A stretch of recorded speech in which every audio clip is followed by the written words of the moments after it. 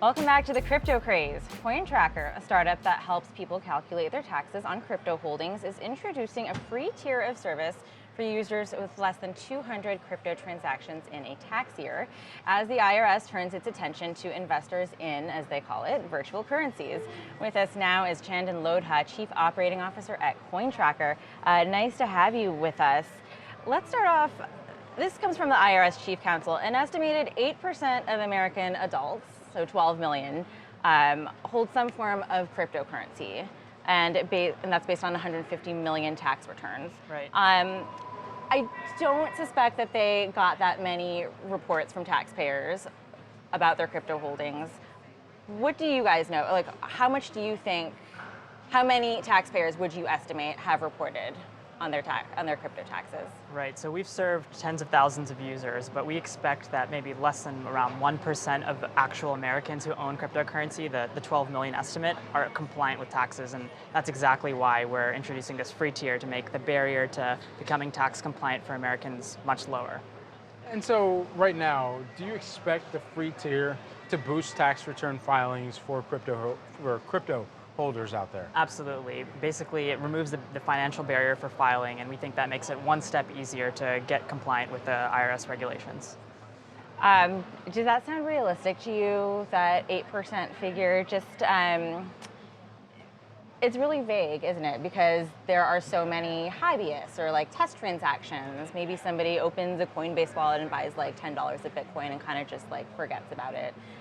What exactly is the IRS looking at here? Yeah, that's absolutely right. It's hard to know exactly, and I'm not exactly sure how they came up with that estimate, but the thing to keep in mind is that this year, for the first time ever, any American who had even cryptocurrency received as a gift or transferred, not necessarily just a sale of assets, is going to be required to report those on their return for the first time. So we expect that there's going to be a lot more people who have a tax burden than ever before, and again, that's why we're really excited about making more of them compliant.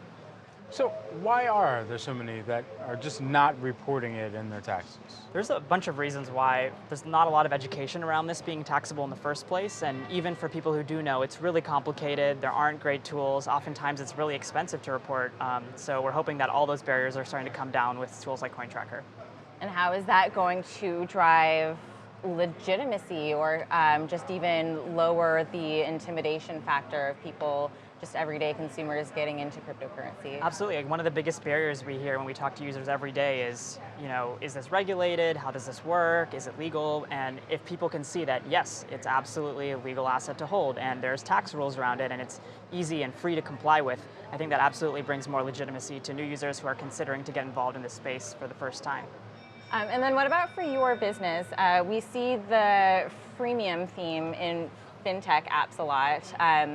So I guess, how does this compare with the other tiers that you currently provide? And how are you guys looking at the long-term value of all these potential users that you're going to bring in on the free tier? Right, so we basically see pretty high retention. When people get involved in this space, they often stick around, especially with CoinTracker, once they find that they're getting a lot of value out of having all of their assets easily tracked in one place, easily filed.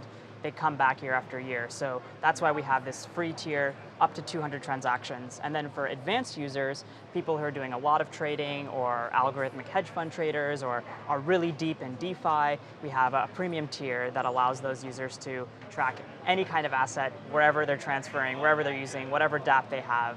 So options for everyone.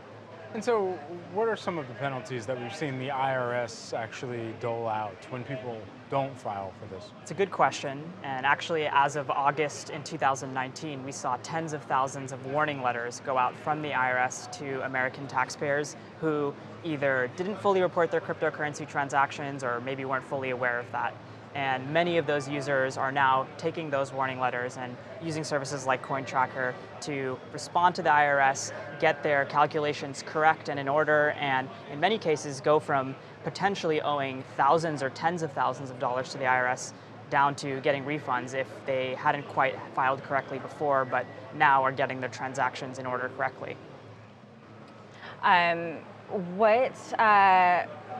I just lost my question. Is there a possibility that somebody that does get an action letter can use CoinTracker or one of the competing services? I mean, what would happen then? What if you were one of those Coinbase users that potentially did not file between 2013 and 2015? What does a user do then? Right. So actually, many of those types of users have come to CoinTracker. Let's say you get a notice that says you owe X dollars from the IRS, and the user hasn't retroactively reported. They can come to CoinTracker. We'll help them get all of their records back through 2013 or whenever they started using cryptocurrency, amend or file any previous returns, and get a response to the IRS for the existing year. All right, Shannon Loda, who is the Chief Operating Officer at CoinTracker, joining us here on set. Thanks for breaking this down for us. Thank you so much.